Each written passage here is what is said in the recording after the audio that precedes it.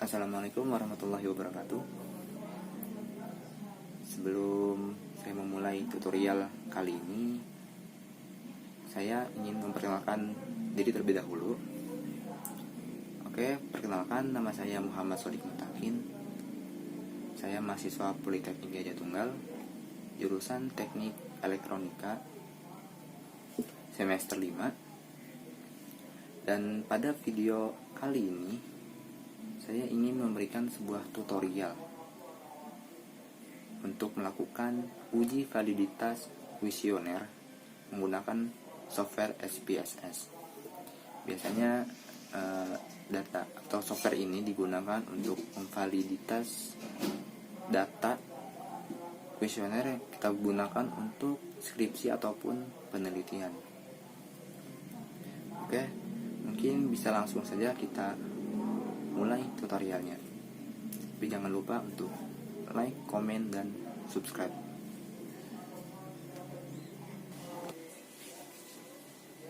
Oke, untuk pertama kali yang kita butuhkan adalah data kuesioner yang sudah kita lakukan, dimana data tersebut kita bentuk atau kita buat dalam tabel Excel. Nah, ini adalah data kuesioner yang sudah saya lakukan. Saya melakukan kuesioner kepada mahasiswa mengenai tanggapan mereka betapa pentingnya organisasi Rohis di lingkungan kampus. Untuk contoh, saya hanya memasukkan data 20 responden. Dan sini ada kolom S1 sampai S7, di mana S1 sampai S7 ini adalah item atau pertanyaan yang saya buat pada kuesioner. Untuk masing-masing item punya penilaian 1 sampai 5 dengan keterangan 5 sangat setuju, 4 setuju, 3 kurang setuju, 2 tidak setuju, dan 1 ragu. Dan di kolom paling kanan ada skor total S. Skor total S ini adalah jumlah nilai masing-masing responden saat mengisi setiap itemnya. Jadi satu responden ini mengisi 7 item, 7 pertanyaan, kemudian totalnya akan disimpan di kolom skor total S. Nah, setelah kita membuat data Excel seperti ini, kita bisa lanjutkan dengan masuk ke software SPSS. Nah, di layar sebelah kiri ini adalah tampilan dari software SPSS. Nah, langsung saja saya memulai caranya untuk membuat data validasi kuesioner. Kita klik variabel view. Nah, ini tampilannya hampir sama seperti Excel.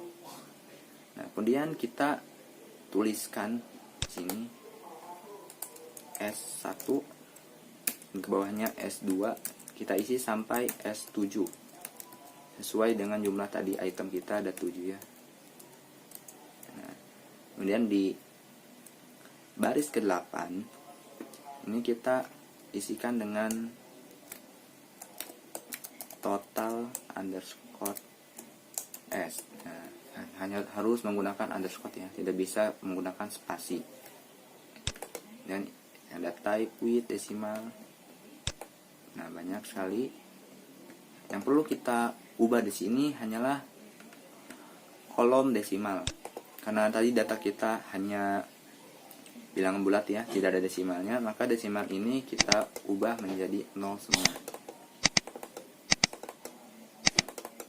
Jadi 0 semua. Oke, nah desimal sudah kita ubah jadi 0 semua. Nah, untuk yang lainnya kita biarkan seperti ini saja, tidak perlu kita ubah. Yang tadi kita ubah hanyalah desimal, dan kita isi name ini dengan item-item kita yang tadi sudah kita buat di Excel. Setelah ini kita klik data view. Nah, maka tampilannya seperti ini. Setelah ini kita blok data nilai-nilai di Excel. Kita blok semua, lalu kita copy dan kita paste di SPSS. Nah, bisa dilihat seperti ini, datanya sudah pindah di SPSS.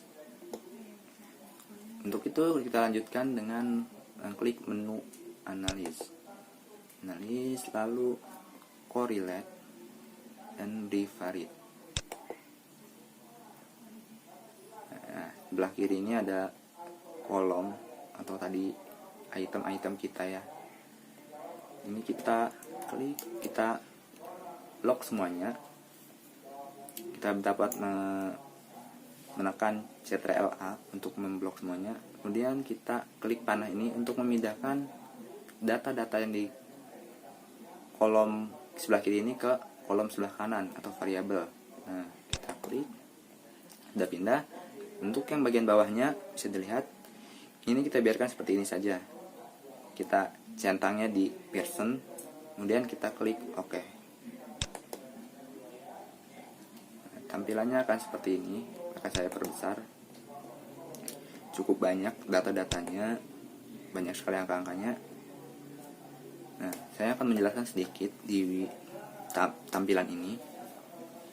S1 sampai S7 tadilah item kita, dan ini total S-nya. Dan ada person correlation ya, relation. Yang ada S1 sampai S7 total S, dimana data yang kita butuhkan itu hanyalah di kolom total S paling kanan ini. Nah, kita butuhkan adalah bagian person correlation dan sig2talent ini. Kita dapat menyebutkan person correlation ini dengan R hitung. Baris yang pertama ini R hitung, dan baris berikutnya yang sig2talent ini adalah signifikasi. Kita membutuhkan masing-masing peer correlation dan signifikasi ini pada setiap itemnya. Nah, ada aturannya pada untuk SPSS ini dengan 20 responden.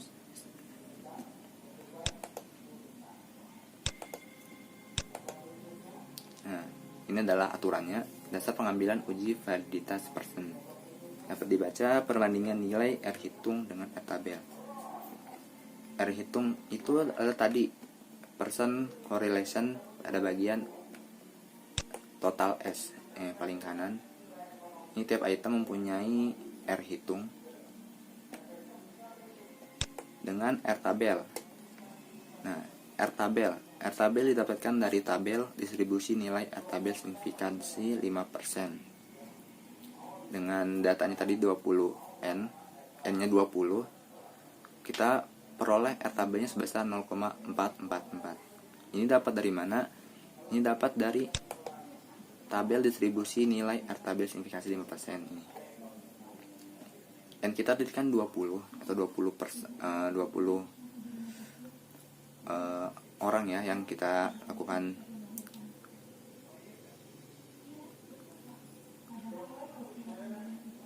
kuesioner. Kita lihat di kolom baris 20, 5% ini adalah 0,444. Nah, ini adalah nilai R tabelnya. Kita baca lagi aturannya. Jika nilai R hitung lebih besar dari R tabel, maka data tersebut valid. Jika nilai R hitung kurang dari R tabel, sama dengan tidak valid. Nah, untuk mempermudah ini, kita pindahkan data-data yang ada di output SPSS ini, kita bentuk dalam tabel Excel. Nah, ini tabel Excelnya. Bisa dilihat.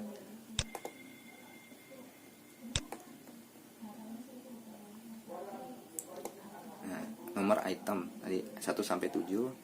R hitung adalah tadi yang person correlation. Ini titik 820. Sebelum titik ini ada 0 maksudnya. Jadi 0,820. Dan item yang keduanya 0,648. Item ketiganya 0,748 sampai item 7. R tabel 5% 0,44 yang kita lihat ada di tabel. Ini ada sig, ini adalah signifikasi. Ini itu tabel sig tadi, yang di bawahnya R hitung. Untuk item pertama signya adalah 0,000, item kedua, item 2 signya 0,002 sampai item 7 signya 0,256. Kita lihat aturannya ya. Ini aturan tadi kita lihat. Perbandingan nilai R hitung dengan R tabel untuk menentukan data tersebut valid atau tidak valid. Jika nilai R hitung, kita contohkan ya, saya contohkan item pertama ini, R hitungnya 0,822, ini lebih besar dari R tabel. R tabelnya 0,44, maka data ini valid. Dan tidak cukup hanya itu, kita juga cek nilai signifikasinya. Jika nilai signifikasi kurang dari 0,05 sama dengan valid, dan jika nilai signifikasi lebih besar dari 0,05 sama dengan tidak valid.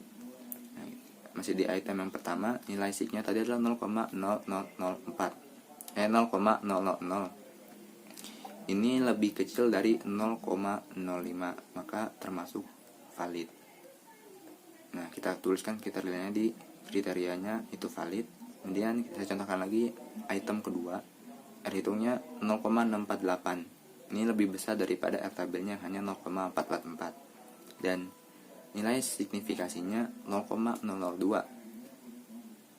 Ini lebih kecil dari 0,05, maka kriteria item ini valid. Nah, dilanjutkan sampai ke bawah sampai item 7. Tapi sini bisa dilihat item 7 datanya tidak valid. Kenapa? Kita lihat R hitungnya hanya 0,266. Ini lebih kecil dari R tabel. Dan nilai signifikasinya 0,256. Ini lebih besar dari 0,05, maka item ketujuh ini tidak valid. Jadi ini adalah ringkasan hasil uji validitas sepertinya. Ini yang kita dapatkan. Mungkin sekian yang dapat saya jelaskan tutorialnya. Semoga bermanfaat. Mungkin jika ada yang bertanya atau merasa tutorial ini bermanfaat, dapat berkomentar di kolom komentar ya, berikan tanggapannya. Dan jangan lupa untuk di like, komen, dan subscribe. Demikian dari saya. Wassalamualaikum warahmatullahi wabarakatuh.